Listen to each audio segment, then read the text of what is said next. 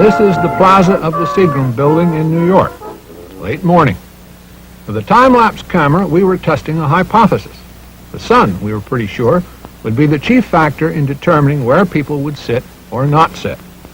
Now, just after 12, they begin to sit. Right where the sun is. I was enormously pleased. What a perfectly splendid correlation.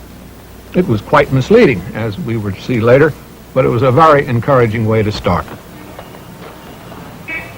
We were studying the Seagram Plaza because it was one of the most popular. Many people didn't think that it would be, but it was, and we wanted to find out why.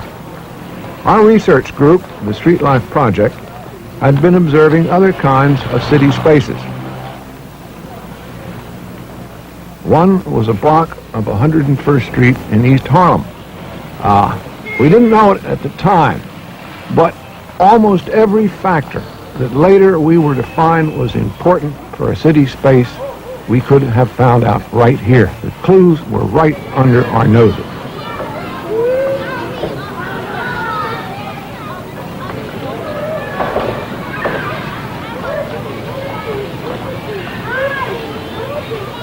We had studied play areas, such as this adventure playground. It was a very good one, too.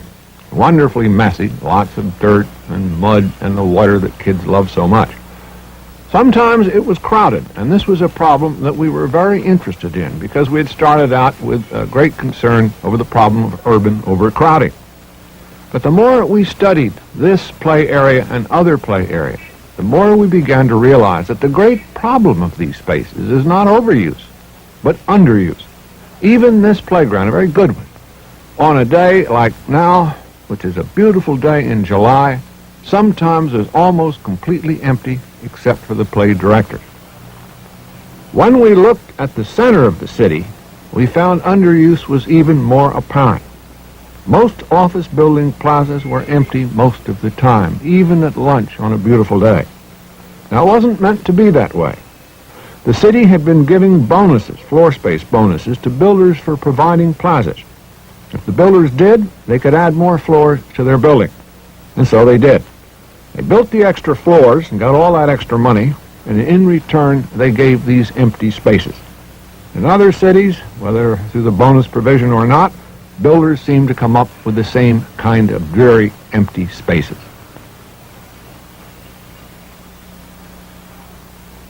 But some plazas had lots of people, such as Seagram. Suppose we could find out what it was that made the good ones work and the others not. We put the matter to the Planning Commission.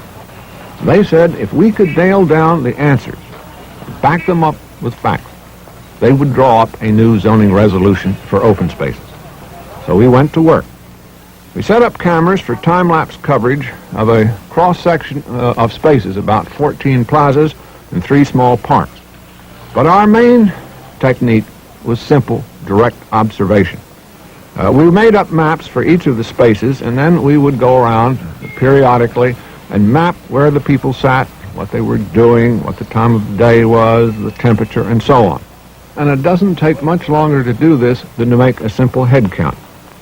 But as you build up the record, a number of patterns begin to appear.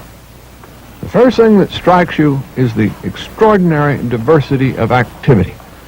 People reading, eating, talking, playing games. The sociability is really rather important. We found that the proportion of people in groups can tell you a number of things. The most used plazas tend to have a higher proportion of people in 2s and 3s than the less successful ones. But the most sociable plazas also have, in absolute numbers, the greatest number of individuals. A busy place, for some reason, seems to be the most congenial kind of place if you want to be alone, or talk, as this man is, to oneself. The number one activity is people looking at other people, but it is a point that is overlooked in many, many designs. Here are the